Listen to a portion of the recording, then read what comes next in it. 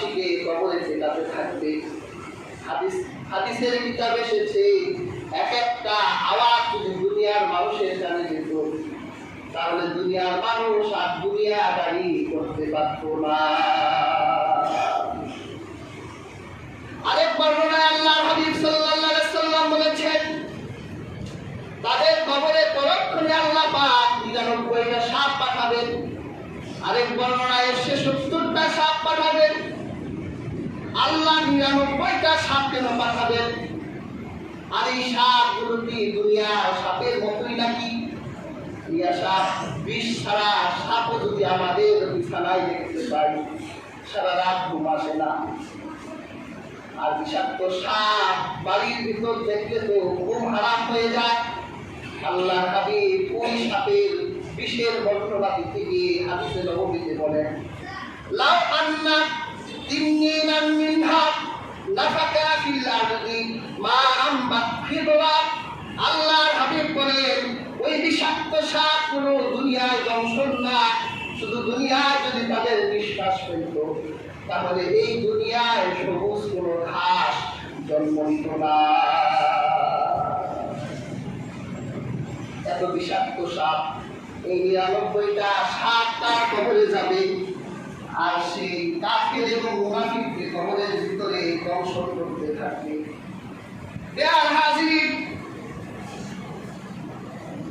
আল্লাহ পাক 99টা সাপ পাঠাবেন কেন? 1000 সাপ দিতে পারতেন, আর শাস্তির জন্য তো আমার আল্লাহর একটা সাপই যথেষ্ট।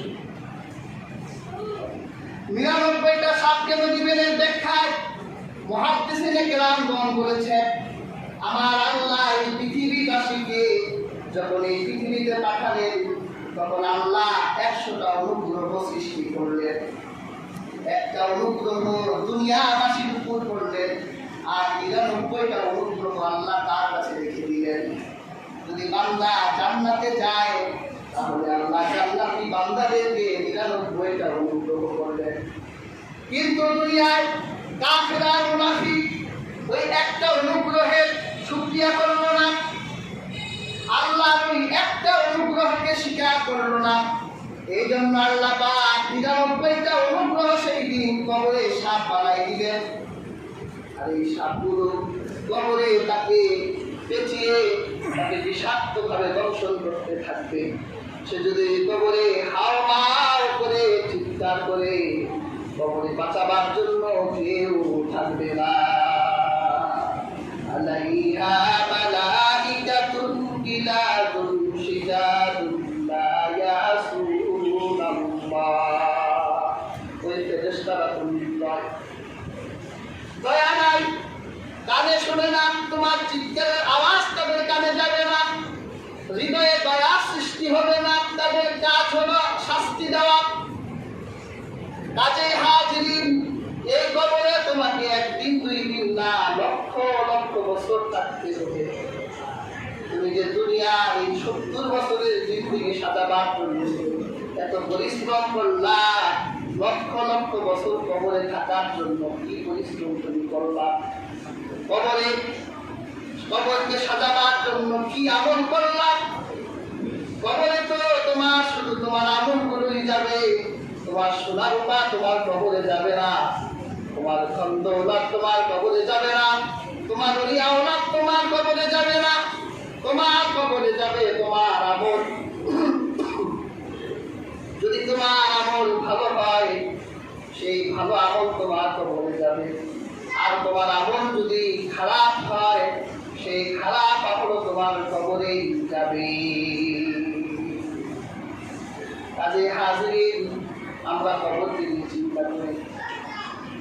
এই কবরের চিন্তা ফিকির আমাদের করা দরকার। আপনার রাসূল করেছেন।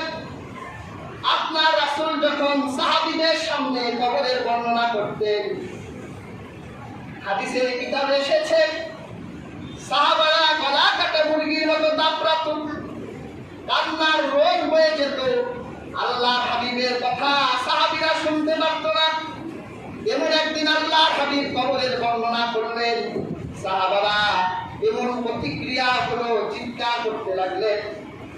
আল্লাহর হাবিবের একটা কথা রাগই শুনতে পারলেন না। তিনি কান্না শেষে যখন সব শান্ত হলো, একজন সাহাবীকে প্রশ্ন করলেন, আল্লাহ হাবিব কি বললেন শেষ কথাটা?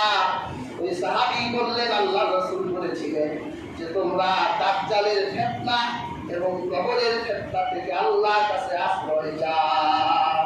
আমার নবীজির এমন কোনো নামাজ ছিল না যে নামাজের পরে আমার নবীজি কবরের ফিতনা আর দাজ্জালের ফিতনা থেকে মাফ না চাইত।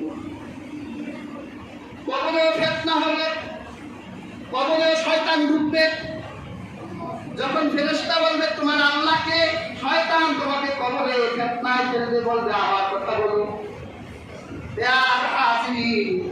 কাজেই কবরের এই ফিতনা থেকে বাঁচতে হবে। এই জন্য আল্লাহর কাছে বেশি বেশি নামাজের পরে কবরের ফিতনা থেকে বাঁচার দোয়া করতে হবে। কিন্তু আমরা এতই ব্যস্ত, নামাজের সালাত ফিরানোর পরে আর মসজিদে একটা মুহূর্তের জন্য বসি না, নামাজের মুসাল্লায় বসি না, নিজের কবরের চিন্তা ভীতি আমরা এখন করি না, সব বছর কাজে হাজিরি। আজকের এই আলোচিত আয়াতটি থেকে আমরা এই শিক্ষা গ্রহণ করতে পারি যে আমরা দুনিয়ায় যতদিন জীবিত থাকবো তার থেকে অনেক বেশি কবরে জীবিত, কবরে আমাদের থাকতে হবে। কাজেই আমাদের কবরকে সাজাতে হবে। কবরে